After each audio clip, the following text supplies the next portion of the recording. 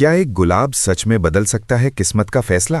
क्या 7 दिनों में टूट सकती है सालों पुरानी सोच? क्या प्यार जीत पाएगा समाज की दीवारों से बड़ी लड़ाई? और सबसे बड़ा सवाल, क्या एक पिता अपना डर छोड़ पाएगा? कहानी अब मोड़ ले चुकी है और हर मोड़ पर दिल की धड़कन तेज होने वाली है। सीरियल तुमसे तुम तक की कहानी में इस वक्त जो हो रहा है उसने हर किसी को हैरान कर दिया है, क्योंकि आर्य ने अब सिर्फ प्यार का इजहार नहीं किया बल्कि जंग का ऐलान कर दिया है। और ये जंग है गोपाल जी के दिल को जीतने की, वो दिल जो अपनी बेटी के लिए धड़कता तो है लेकिन समाज के डर से कांपता भी है। आर्य अब पीछे हटने वालों में से नहीं है। वो जान चुका है कि अगर उसे अनु को पाना है तो पहले उसके पिता को मनाना होगा, और इसी कोशिश में उसने वो कदम उठा लिया जिसकी किसी ने उम्मीद नहीं की थी। हाथ में एक लाल गुलाब, चेहरे पर सच्चाई और आंखों में जिद, वो सीधे पहुंच गया गोपाल जी के सामने। माहौल पहले से ही भारी था, लेकिन जैसे ही आर्य ने गुलाब आगे बढ़ाया सब कुछ ठहर गया। गोपाल जी चौंक गए। उनकी आंखों में सवाल थे, गुस्सा भी था और थोड़ी सी हैरानी भी। तब आर्य ने हल्की सी मुस्कान के साथ कहा कि वैसे तो गुलाब लड़कियों को दिए जाते हैं, लेकिन आज मुझे आपको मनाना है, इसलिए इसे स्वीकार कर लीजिए। और यहीं से शुरू हुआ वो पल जो इस कहानी को नया रंग देने वाला था। एक तरफ पिता की सख्ती, दूसरी तरफ दामाद बनने की जिद, और इन दोनों के बीच खड़ी थी अनु की उम्मीदें, जो मंदिर में खड़ी हाथ जोड़कर बस यही प्रार्थना कर रही थी कि भगवान आज आर्य की मेहनत रंग ला दे। उसके शब्दों में सच्चाई थी, उसकी आंखों में आंसू भी थे और दिल में डर भी कि कहीं ये कोशिश भी नाकाम न हो जाए। लेकिन आर्य ने ठान लिया था कि अब वो पीछे नहीं हटेगा। गोपाल जी चाहे जितना गुस्सा दिखाएं, चाहे जितना इनकार करें, वो हर बार उनके सामने खड़ा होगा। यहां तक कि जब गोपाल जी ऑटो में बैठकर निकलने लगे तो आर्य भी उनके साथ बैठ गया, बिना बुलाए, बिना झिझक, और पूरे रास्ते अपनी और अनु की कहानी सुनाता रहा कि कैसे पहली मुलाकात एक इत्तेफाक थी और कैसे हर इत्तेफाक धीरे धीरे किस्मत बनता चला गया।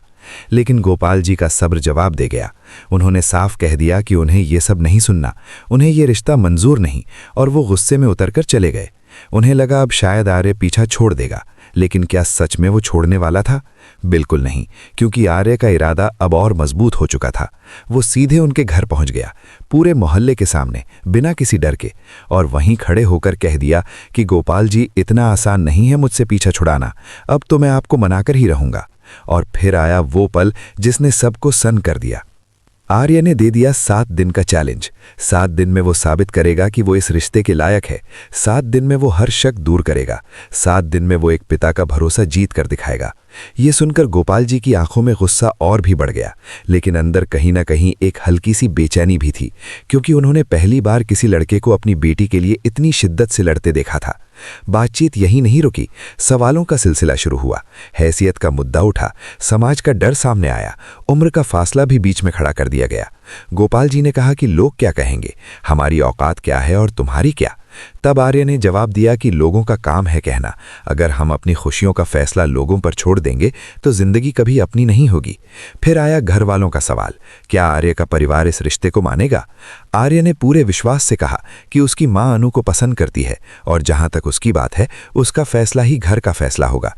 लेकिन जैसे ही उम्र की बात आई, एक पल को आर्य भी चुप हो गया। ये सवाल आसान नहीं था, लेकिन उसकी आंखों में हार नहीं थी। उसने साफ शब्दों में कह दिया कि अनु की शादी अगर होगी तो उसी से होगी, और वो 7 दिनों में गोपाल जी को मना कर रहेगा, चाहे उसे कुछ भी करना पड़े। ये जिद थी या सच्चा प्यार, ये फैसला अब आने वाले दिनों में होना था। और तभी कहानी ने एक और चौंकाने वाला मोड़ लिया।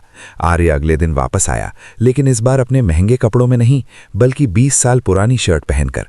वही सादगी, वही सादे जूते, जैसे वो खुद को साबित करना चाहता हो कि हैसियत कपड़ों से नहीं, इरादों से बनती है। गोपाल जी उसे देखकर दंग रह गए। उन्होंने पूछा, ये सब क्या है? तब आर्य ने शांत आवाज में कहा कि ये मेरी 20 साल पुरानी शर्ट है। मैं पहले ऐसा ही था, और अगर जरूरत पड़ी तो आज भी ऐसा रह सकता हूं। मुझे अमीरी नहीं, आपकी बेटी चाहिए। ये शब्द सुनकर माहौल एक बार फिर बदल गया। मोहल्ले वाले भी अब कानाफूसी करने लगे। कोई कह रहा था लड़का सच्चा है, कोई कह रहा था ये सब दिखावा है।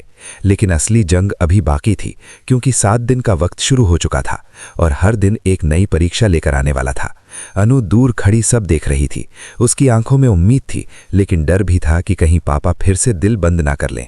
अगर आप भी इस पल को महसूस कर पा रहे हैं तो वीडियो को लाइक ज़रूर करें, क्योंकि आगे जो होने वाला है वो इस कहानी को और भी गहरा करने वाला है। क्या 7 दिन काफ़ी होंगे एक पिता का दिल जीतने के लिए? क्या समाज का डर प्यार से हार जाएगा, या फिर कोई ऐसा सच सामने आएगा जो सब कुछ बदल देगा? कहानी अब असली इम्तिहान की तरफ बढ़ रही है और पहला दिन अभी ख़त्म भी नहीं हुआ है। 7 दिनों की उल्टी गिनती शुरू हो चुकी थी और पहला ही दिन पूरे मोहल्ले के लिए तमाशा बन गया था। लेकिन आर्य के लिए ये तमाशा नहीं, इम्तिहान था। वो सुबह सुबह गोपाल जी के दरवाजे पर खड़ा था। हाथ में कोई गुलाब नहीं, कोई दिखावा नहीं, बस सादगी और इरादा। गोपाल जी जैसे ही बाहर निकले, उन्होंने उसे देखा और अनदेखा करने की कोशिश की, लेकिन आर्य ने रास्ता नहीं रोका, बस साथ चलने लगा बिना कुछ कहे। ये खामोशी ही गोपाल जी को बेचैन करने लगी। आखिर कब तक कोई बिना जवाब के साथ चलता रहेगा?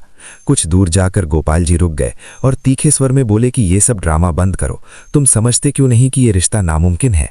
लेकिन आर्य ने पहली बार ऊंची आवाज में नहीं, बल्कि धीमे और ठहरे हुए शब्दों में कहा कि नामुमकिन और मुश्किल में फर्क होता है, और मैं मुश्किल को आसान बनाने आया हूं। ये सुनकर गोपाल जी के चेहरे पर तंज भरी मुस्कान आ गई। उन्होंने कहा कि तुम्हें लगता है 7 दिन में सालों की सोच बदल दोगे? आर्य ने जवाब दिया कि अगर सोच पत्थर होते तो बदलती नहीं, लेकिन दिल तो इंसान का है और इंसान बदल सकता है। ये बात सीधी दिल पर लगी या नहीं, ये तो गोपाल जी ने जाहिर नहीं होने दिया, लेकिन उनके कदम अब पहले जैसे तेज नहीं थे। उधर अनु घर के अंदर हर आहट पर चौंक रही थी। उसे डर था कि कहीं पापा का गुस्सा आर्य को चोट न पहुंचा दे, लेकिन साथ ही उसे भरोसा भी था कि आर्य हार नहीं मानेगा। दूसरे दिन आर्य ने एक और कदम उठाया। वो मोहल्ले के बच्चों के साथ बैठा, उनसे बातें की, उनके साथ हंसा, जैसे वो इस जगह का हिस्सा बनना चाहता हो। लोग हैरान थे कि एक बड़े घर का लड़का इतने सादे माहौल में इतना सहज कैसे हो सकता है। कुछ लोग पिघलने लगे, लेकिन कुछ अब भी फुसफुसा रहे थे कि ये सब दिखावा है। और यही फुसफुसाहट गोपाल जी के कानों तक पहुंची। उन्होंने अनु को बुलाकर सख्त लहजे में कहा कि ये सब बंद करवाओ, समाज हंस रहा है हम पर। अनु की आंखें भर आईं। उसने पहली बार अपने पिता से कहा कि अगर कोई लड़का आपकी बेटी के लिए इतना झुक सकता है तो क्या वो गलत हो सकता है? ये सुनकर गोपाल जी चुप हो गए, क्योंकि उनकी बेटी पहली बार उनके फैसले पर सवाल उठा रही थी। तीसरे दिन आर्य ने वो किया जिसकी उम्मीद किसी को नहीं थी। उसने गोपाल जी के पुराने दोस्तों से मुलाकात की, उनसे उनकी जवानी की कहानियां सुनी और फिर शाम को गोपाल जी के सामने उन्हीं किस्सों का जिक्र किया। उसने कहा कि आप भी कभी अपने दिल की सुनते थे, फिर आज अपनी बेटी के दिल से डर क्यों रहे हैं? ये सवाल सीधा था और जवाब मुश्किल। गोपाल जी ने गुस्से में कहा कि मेरी बेटी की जिंदगी कोई प्रयोग नहीं है, लेकिन आर्य ने पलटकर कहा कि ना ही वो कोई सौदा है, वो मेरा सब कुछ है और मैं उसे खोने के लिए पैदा नहीं हुआ। अगर आप भी ये महसूस कर रहे हैं कि बात अब सिर्फ जिद की नहीं रही, बल्कि इज्जत और भरोसे की बन चुकी है, तो वीडियो को लाइक जरूर करें, क्योंकि आगे जो होने वाला है वो इस रिश्ते की जड़ें हिला देगा। चौथे दिन अचानक मोहल्ले में एक अफवाह फैल गई कि आर्य का परिवार इस रिश्ते के खिलाफ है। ये खबर आग की तरह फैली और सीधे गोपाल जी के कानों तक पहुंची। उन्होंने तुरंत आर्य को बुलाया और सख्त लहजे में पूछा कि क्या ये सच है? एक पल को माहौल जम सा गया। अनु की सांसें रुक गईं। अगर ये सच हुआ तो सब खत्म। लेकिन आर्य ने बिना हिचक के कहा कि अगर मेरे घर में किसी को आपत्ति भी होगी तो मैं उन्हें मना लूंगा, क्योंकि ये फैसला मेरा है और मेरी जिंदगी का है। लेकिन क्या सच में उसके घर वाले मान जाएंगे या ये भरोसा भी टूट जाएगा? 5वें दिन कहानी ने और तीखा मोड़ लिया। मोहल्ले के कुछ लोग खुलेआम गोपाल जी को समझाने लगे कि बड़े घर के लोग कभी हमारे जैसे नहीं बन सकते, वो हमारी बेटी को बदल देंगे, हमारी पहचान मिट जाएगी। ये शब्द तीर की तरह चुभ रहे थे। गोपाल जी का डर अब और बढ़ गया। उन्होंने पहली बार आर्य से साफ कहा कि मैं अपनी बेटी को तुम्हारी दुनिया में खोते हुए नहीं देख सकता। तब आर्य ने जवाब दिया कि मैं तुम्हारी दुनिया में आ चुका हूं, क्या तुमने महसूस नहीं किया? ये सुनकर कुछ पल के लिए सन्नाटा छा गया, क्योंकि सच यही था कि पिछले 5 दिनों में आर्य ने अपने अहंकार का एक भी निशान नहीं दिखाया। वो हर सुबह यहाँ था, हर ताने को चुपचाप सह रहा था, हर सवाल का जवाब दे रहा था, लेकिन असली झटका अभी बाकी था। 6ठे दिन अचानक आर्य के घर से उसकी मां का फोन आया और उसी वक्त गोपाल जी वहां मौजूद थे। फोन स्पीकर पर था और मां की आवाज में चिंता साफ झलक रही थी। उन्होंने पूछा कि क्या सच में तुम उस लड़की के लिए अपनी दुनिया छोड़ दोगे? ये सुनकर गोपाल जी की आंखों में एक अजीब सी चमक आई, जैसे उन्हें अपने डर का सबूत मिल गया हो। अब क्या करेगा आर्य? क्या वो अपनी मां के सामने झुक जाएगा या अपने प्यार के लिए खड़ा रहेगा? अनु की धड़कनें तेज थीं। गोपाल जी का भरोसा आधे रास्ते पर अटका हुआ था और 7वां दिन दरवाजे पर दस्तक दे रहा था।